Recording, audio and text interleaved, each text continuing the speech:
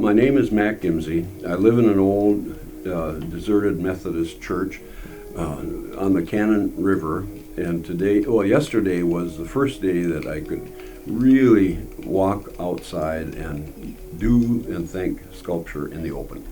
And that was so nice. And today is another one of those days.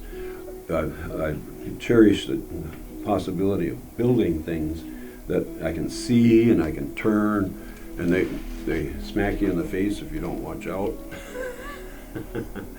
But my main purpose in the garage yesterday and today was to get the double dove of peace and love into a model form that then can go to the welders, and they will do it in 3/16-inch stainless steel rods. But until I get something working, a working model, not even accurate for that matter, the company that manufactures this doesn't know what I mean. It's up to me to explain to them what this is presumably all about. Now, when we sit together for hours at a time going over all the details of waving this way and that and curving this way and creating a sense of lines flowing, they become the artist that I wish I could be with their welding torches. This whole idea comes from seeing eagles and swans and everybody fly by our house down by the river. And when they land, they land with their head up and flapping their wings like crazy this way. When they take off, their head is down and the wings go backward. And I mean, it's just stunning, the difference between takeoff and landing. So I call it the double dove of peace and love, because it's doing both. One end and the other end are taking off and landing at the same time. And if I make it big enough and with polished stainless steel, it'll glisten in the sun.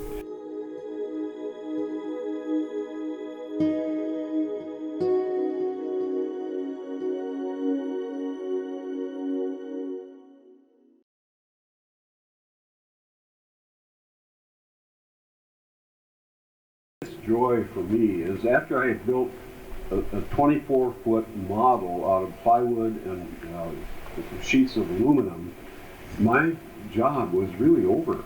I had to rely on these people who knew what to do with the challenges I was throwing at them. It was out that our house overlooked the Cannon River, so we were used to hearing the water rushing, and we canoed that river with our tiny kids. We had 3- and 4-year-old kids.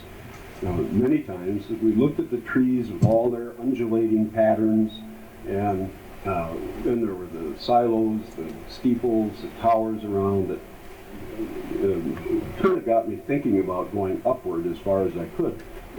When you stand under it and you see those things twirling above you, you really get the picture of what I had in mind for this. Because I want the wind to blow, wave the flags, turn the elements that are on there, and when you stand underneath, it's really fun to see that. The whole idea is for all of us, when we see this, to look up. And I only saw this as a collaborative adventure with people who could build it, who could weld it, who could pour the concrete, who could come together and provide the funding that was needed.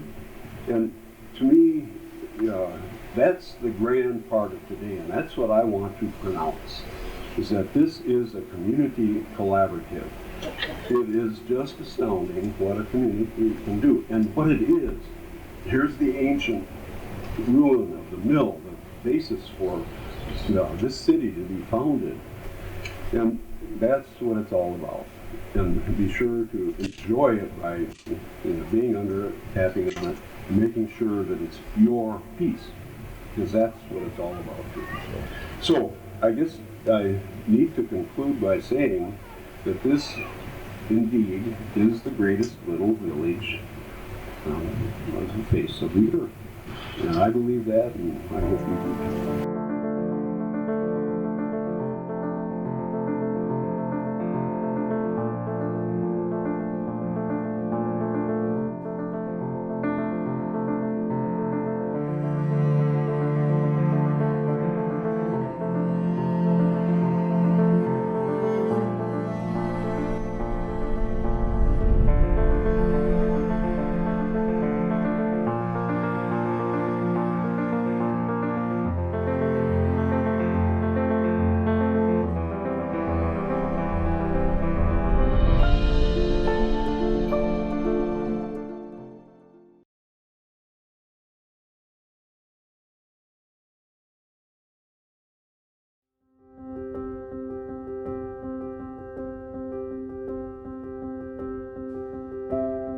Jackie and I lived multiple times in Jerusalem and visited Bethlehem and the Church of the Nativity.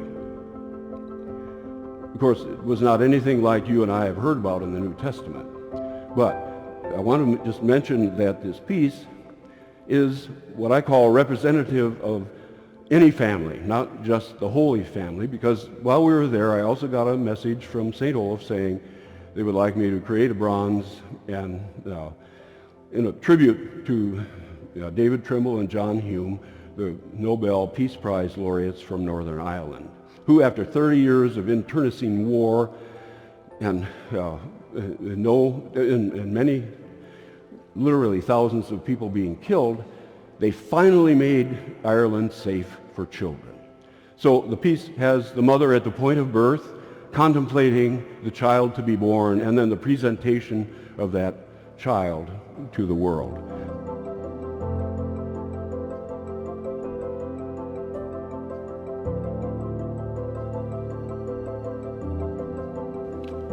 Blessed are the peacemakers, for they shall be called children of God. These children are being brought to life in the human world. They're presented with gifts that make life. For them, education, community, and values of faith and human decency. These were my inspirations for doing the sculpture piece and for being here today.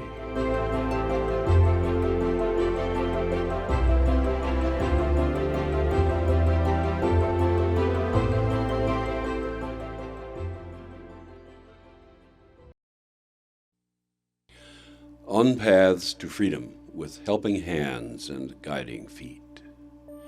We must yet make peace with our neighbors who surround us in all seasons and bind us into one body, while the earth rings with the voices of children singing their joys of laughter and crying out with their saddest of sorrows. What we truly seek lies beyond our bodies, beyond the coursing of our ethnic blood, beyond the narrow vision of our planet that is no longer free to take, nor ours to keep. Now we are together in our razor-thin layer of unscrubbed ozone, where our freedom to be silent has ended. On paths to freedom with helping hands and guiding feet.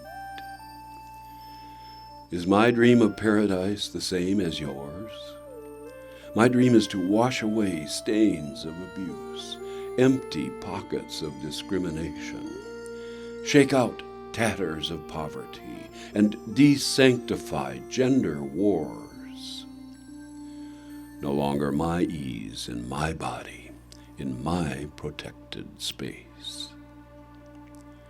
My most urgent dream is for the yet unborn, how to keep each child free from human harm, free from plunging into seas of refugees, then washing up face down onto beaches of rejection. Free from loss of home and proper parenting. Instead, free to grow into their birthright of living to learn and learning to live.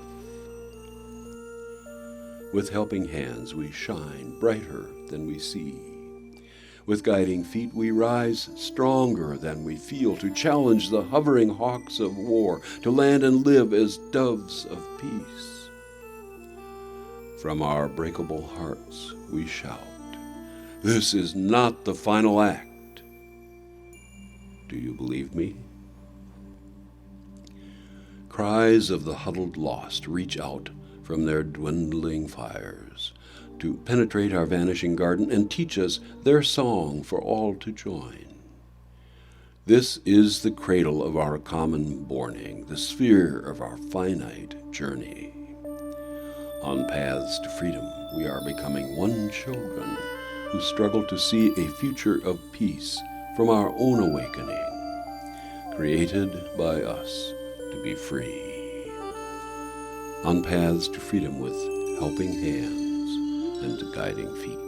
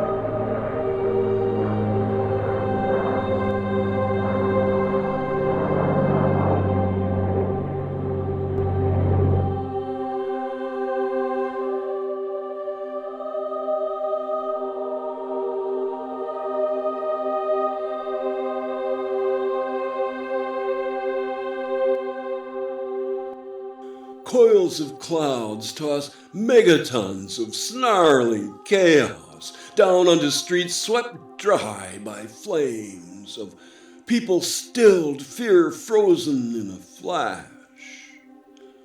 Watch playgrounds drain of joy. Never again, no more hurting. Evermore bring me shelter. Cover me with your arms of embrace. All life stops with thunders of hot ash blowing, a singe of odor, breeze of melting leather onto hairless flesh. Touch tiny fingers as they reach for coolness. Never again, no more burning. Evermore bring me balm. Lay on me your hands of healing.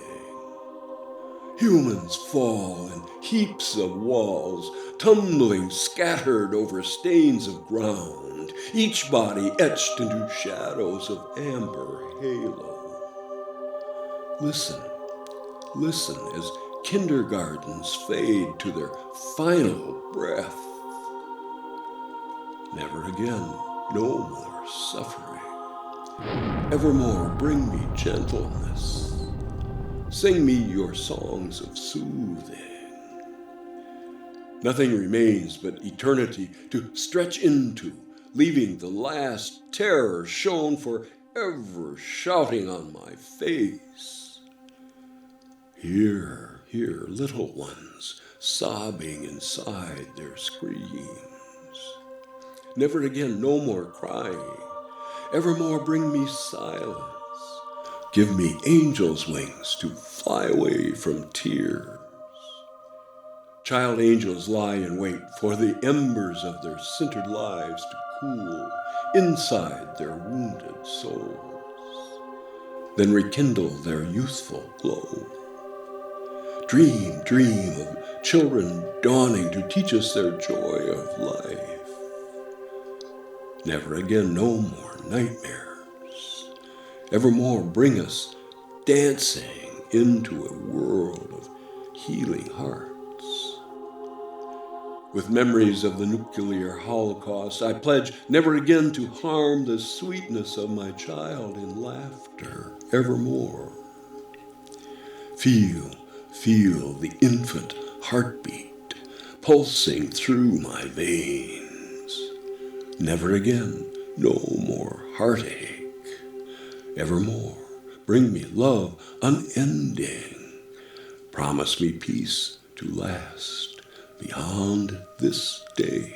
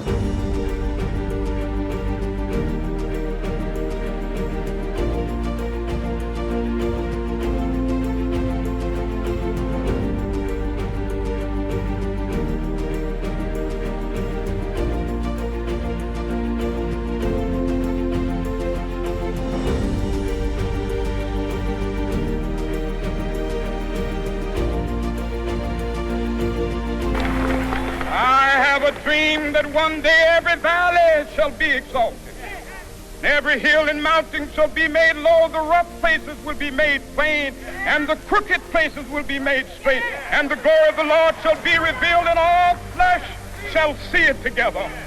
This is our hope. This is the faith that I go back to the South with. With this faith, we will be able to hew out of the mountain of despair a stone of hope. On the top, there are two hands, one for calm and one for quiet of the loudly crowd. And below that, there are 4 doves. And these are the 4 words that King used to typify his type of resistance. They are flying extremely near to flame that is shooting out of the top of the mountain. And there are 4 of them for the 4 words. But this mountain that he refers to the day before he died is an explosive thing, because the next day he was shot. And this convulsive flow of energy up into the air is what it's all about. That's why you do this kind of thing, the protest that he did. Now, there is a mountain, and there are 4 sides to the mountain, and in the bottom there is a stone of hope, and around this are blades, plows. The millions of black Africans who came to the USA were placing their effort, replacing the plowshares in order to raise principally tobacco and cotton. So they are standing here as a symbol of their effort. You begin me, wind.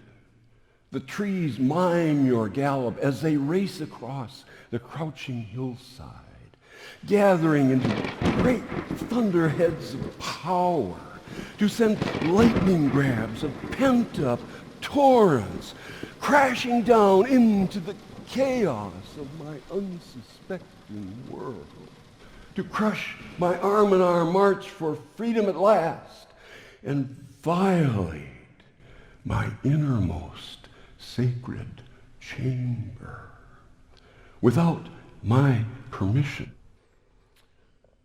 Ah, wind, you stir the waters with Holy Spirit sound to enter wombs of readiness that will yield children of mercy, to be nurtured by us, to grow in wisdom and strength, and lead us onto common ground where soils are saturated by every mix of human blood and soaked down by human tears,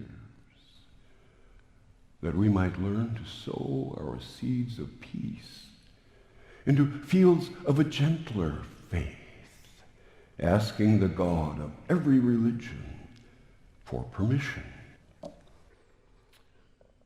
We lean against our moral obligations to friend and foe alike, bracing up each bridge of passage that drives us to our most urgent quest. I have a dream. Upon this rock, we will create love, not hatred. I have a dream today. Upon this rock, we will offer mercy, not revenge. I have a dream that one day upon this rock, we will build peace, not war upon brutal war, until together, as one human flesh, we offer a verdict of mutual respect between the powerful and the powerless, for all future generations to follow, asking only for peaceful permission. Somewhere in the vastness of our separations, we hear voices crying out to still the voices that terrify us, to steady our trembling foundations in our fragile homeland, to set down our weeping weapons on screaming streets of rage,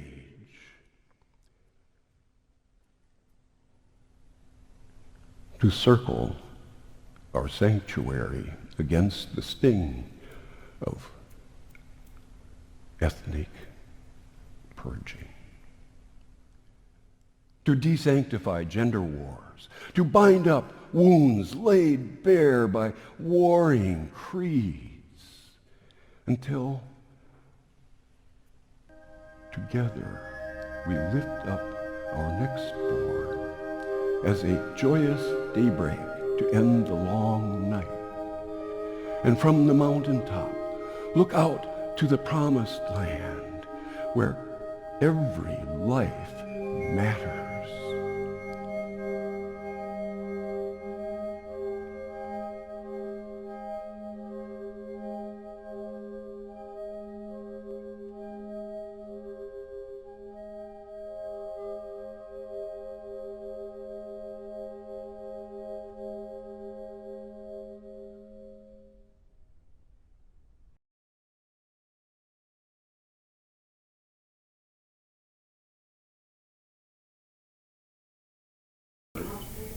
My art is a window on my soul. My poetry is a door through which I invite people to join me in our search for goodness in humankind.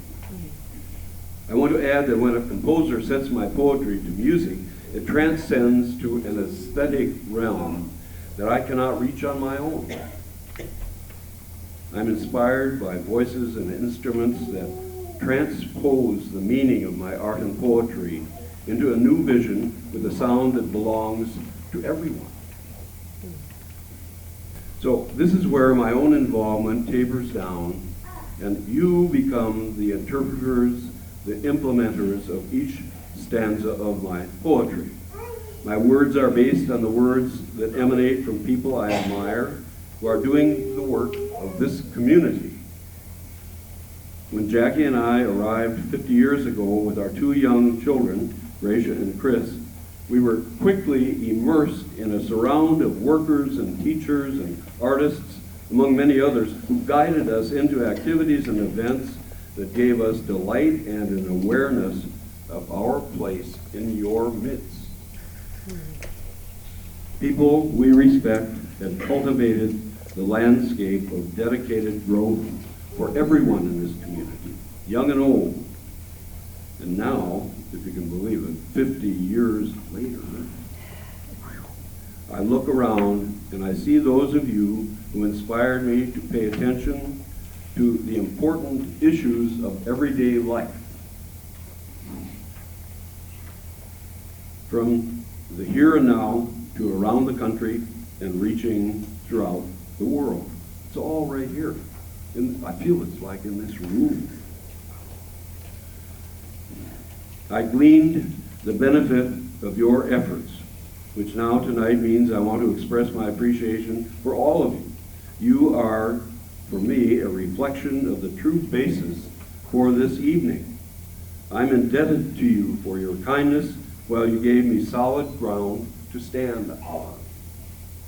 It was a place I wanted and needed to be with you, not knowing how much my life depended on being here near you. This program lives on in the hearts of all those who deserve to be standing here with me now and in the future. So I'm ever so grateful.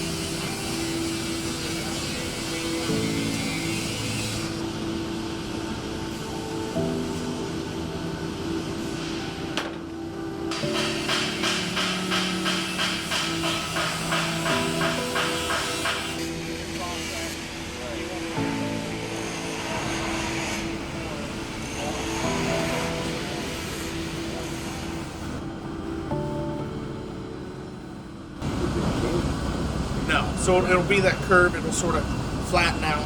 Sure. Well, this had to be a paint.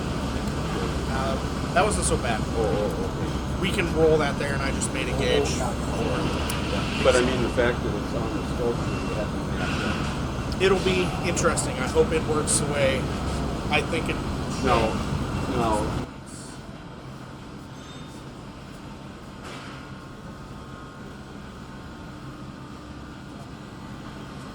I have been helping basically translate, I would say is the best word, Max Vision into a physical object using some of the software that we've been trained in here. Okay. And just working with Mac to figure out how to get his vision realized. Right. When you're translating, it's more, well, it's got a curve and it does this, and it's a bit more abstract. Sure. In the sense that you don't have those hard surfaces to, that's holes exactly 5 inches from that side, and it's a little more difficult when you're not dealing with, those nice flat surfaces that we're used to. Yeah. So that's we'll do the proof of concept, but that's more a little bit down the line. So I was kind of overseeing a lot of it, not all of it. Not a lot of the manufacturing and design was already done, but putting it together, putting it up, raising the structure, putting it down, a lot of that I was involved in. So I've put this thing up 6 times now and counting. So, but every time it gets a little bit more difficult because every time there's more finish work done to it. So every time I have to protect it just a little bit more, I have to think about it more and more. And this last time we had to put like plastic protective film over the whole thing to protect the clear coat, put it up, and then I have to peel all that off so that I don't put any scratches in it. In the finishing, so like these guys were involved in the grinding. Okay, so that took it down about as far as what we could do. And then they would put skim coats of body filler on it and this acrylic filler and then sand it down, and they just kept doing that and getting it all filled in, and now you can't even tell at all that there's any seams there. But it's got an automotive finish on it. I mean, it is so beautiful. You can just look right into it and see it. It's turned out great. Yeah.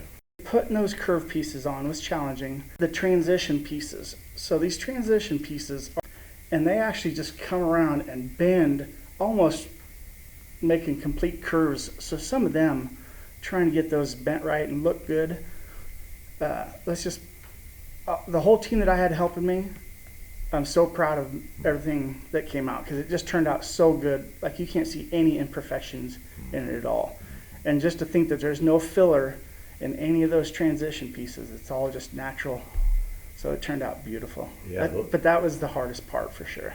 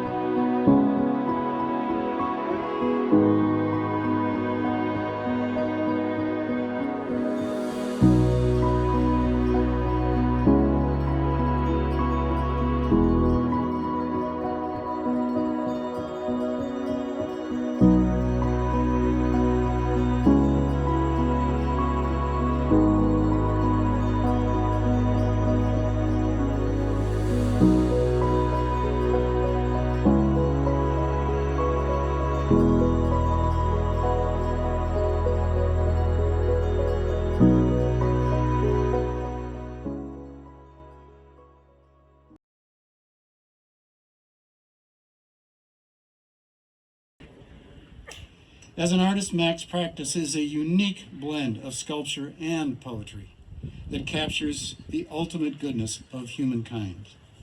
His dedication to peace and human rights is manifested through many commissioned artworks, including the United Nations Human Rights Commission and notably bronze sculptures for numerous Nobel Peace Prize laureates.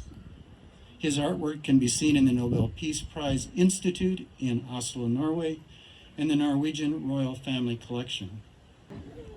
We are delighted to have Max's newest sculpture, Striving for Peace on Horizon's Brim, standing here at the entrance of our beautiful natural lands. Please join me in welcoming our sage soothsayer and fabulous mentor to all of us, Mac Gimse.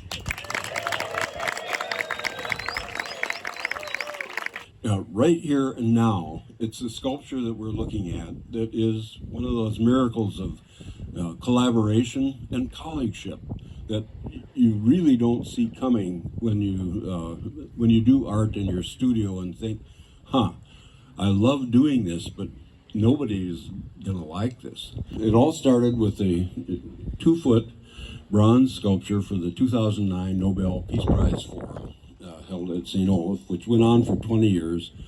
And in 2009, this piece was done in both bronze and in a 4-foot model. And I also did a 12-foot model. And Greg said, well, I have a friend in Lincoln, Nebraska, who is the founder and owner of a steel company that I think can do something with that. This is what we sent to Lincoln, Nebraska. Look at what we got back. Now, but I want to start with something that's not happening right now. On the very top is the double dove of peace and love. Now, normally in a good breeze, it's spinning. And in TMCO in Nebraska, the Metal Plus Arts Division cut a 3-inch tube in half, and then they put 2 eyeballs on for 2 beaks of this double dove. And the idea of the double dove is that one beak is down, which when we look out our backyard to the trees, we see big birds taking off, and they're aimed down. So that's peace taking off. Mm-hmm. The head that's slightly up is that big bird landing on a branch, and that's love landing. Peace taking off, love landing. So with every spin, there's an emanation of the spirit of peace from right here on campus to wherever in the world any of you or anyone else can think about what this means. And then below it is the color column of life, 7 colors in the color column of life, and in the middle is the sphere of our finite journey. All of us here today and all of humanity, we're assigned out of all the universe to this planet, but it is the sphere of our finite journey because each of us, once we're born, begin our own finite journey. But if you mix all these colors together on an artist's palette, you get brown, which is the color of being one human flesh. And that's what we are.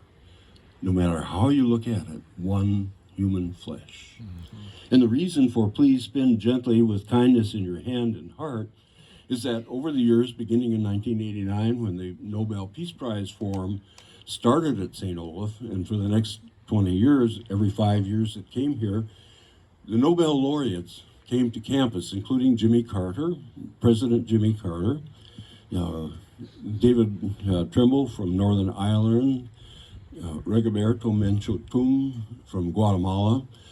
And anytime they were around and we were talking to them, what we really felt was they had kindness in their hand and heart, not just in their heart, because their hands meant action. And so when we spin this wheel, let's see, can you tell which way the spiral is going? Is it going into is it geocentric? It should be. Well, okay, we'll go the other way. And is it going out? See, you have to pay attention. That's good. Now, there are 4 pairs of images that you can see, but the idea is you have to walk around to see the images. I hope you don't mind. There we are. And you can see on the yellow, which is the sunrise in the morning that leads is to the east of our house, and that's where we see the birds. There's an eagle soaring and an eagle landing. And the eagles are, of course, protected, endangered species.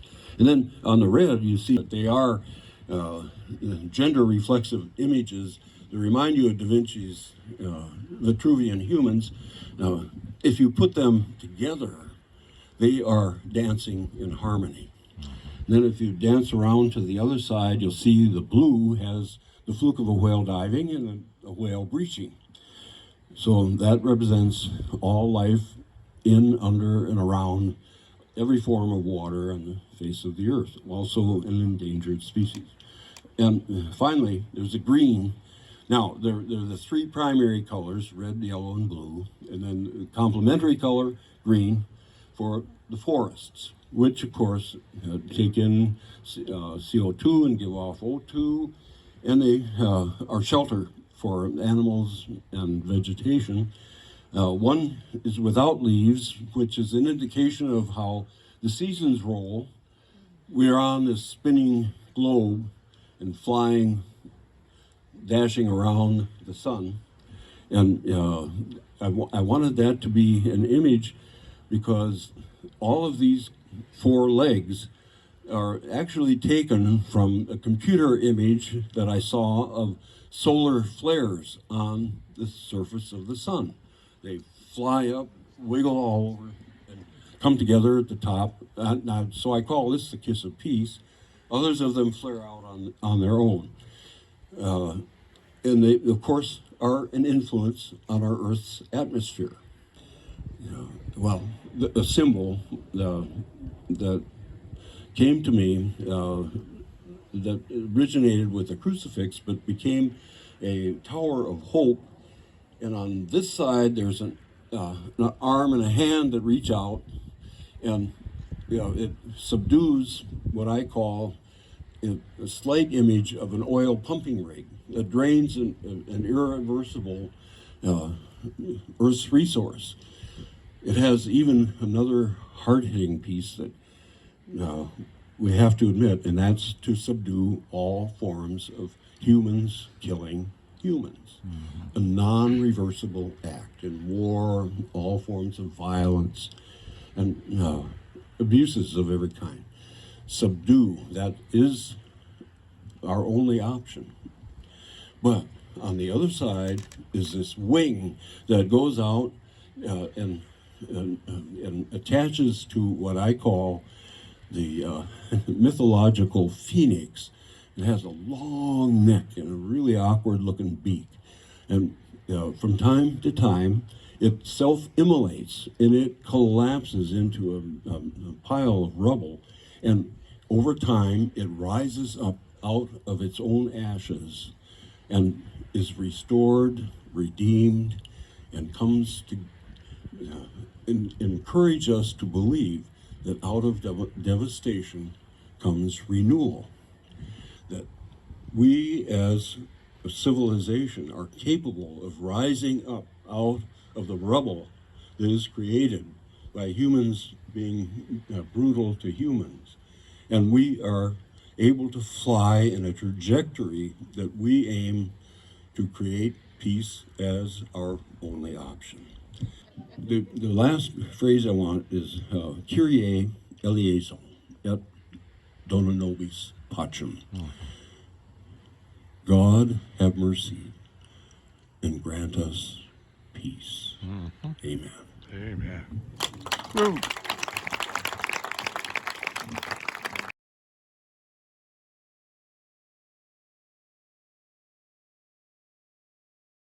And then Ralph Johnson. Ralph Johnson is a very respected Twin Cities church musician and composer. And he chose to use the poetry of Mac Gimse. Now, most of you think Mac Gimse, an artist, he's a sculptor. But for every major piece that Mac has created, he has written a literary work to accompany it. And there is actually a piece called On Horizon's Brim. It's a huge, I've seen pictures of it. It's a huge piece of art, and it resides right now in Nebraska. These two have similar personalities. So I understand why Ralph was drawn to this. Because Mac is a good Lutheran. He cares for his neighbor, and he cares for God's creation. But his God is not a God of fire and brimstone. If you read this marvelous text, it is a God of art and creative laughter.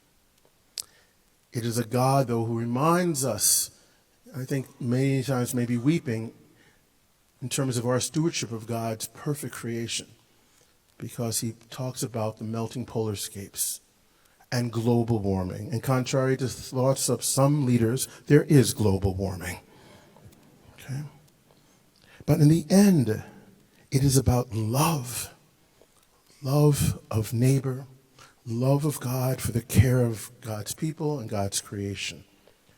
Now, Ralph also is a great lover of music of all times of the church. And so he very imaginatively brought in an ancient chant, at least the head motive of an ancient Gregorian chant, Veni Creator Spiritus, come, Creator Spirit. You hear it in several versions, but initially it's most prominent in our first oboist, and he has a very jaunting dance-like melody. Colin, can you show us that?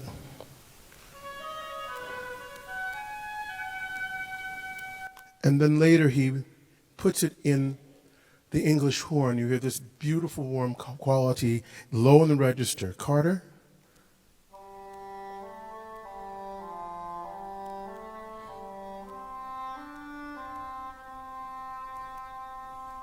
And then the last portion of the piece, you'll hear the choir pick up the head motive of that. And I think it was an ingenious way of bringing the old and the new. I've asked this question every stop of this tour, and I'll ask it of you. It's a rhetorical question, but take it seriously. What kind of steward have you been of God's creation? How have you cared for God's creation?